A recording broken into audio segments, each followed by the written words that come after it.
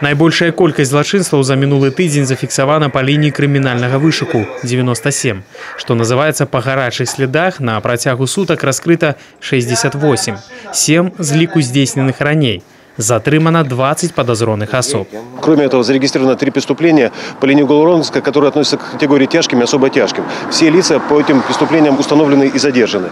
Продолжено мероприятие по деалкоголизации населения. Из незаконного оборота изъято 1940 литров фальсифицированной алкогольной продукции, а также обнаружено 9 самогонных аппаратов. За минулые выходные зарегистрировано одно дорожно-транспортное здарэнне ў Лунінецкім районе. У ім потерпел 15-годовый велосипедист. У наших детей начались весенние каникулы. А следовательно, детей с каждым днем все больше и больше будут появляться вблизи проезжей части. Здесь необходимо повышенное внимание проявлять как водителям, так и, естественно, родителям, которым в прямом смысле слова надо каждый день напоминать о правилах безопасного поведения на дороге. Также хотела бы обратить внимание, что с 27 марта по 2 апреля на территории всей республики будет проводиться республиканская профилактическая акция под названием «Не будь невидимкой на дороге».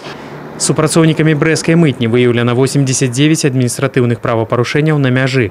В автодорожном пункте пропуска Козловичи при досмотре грузового автомобиля, следовавшего на территорию Евразийского экономического союза, должностные лица Брестской таможни обнаружили свыше 70 единиц дорогостоящих автозапчастей для сборки иностранных автомобилей. Данная партия груза не была указана в товаросопроводительных документах. В связи с этим таможней начат административный процесс по факту недекларирования товара в отношении субъекта хозяйствования. Санкцией данной статьи предусмотрено наложение штрафа в размере до 30% от стоимости предмета административного правонарушения.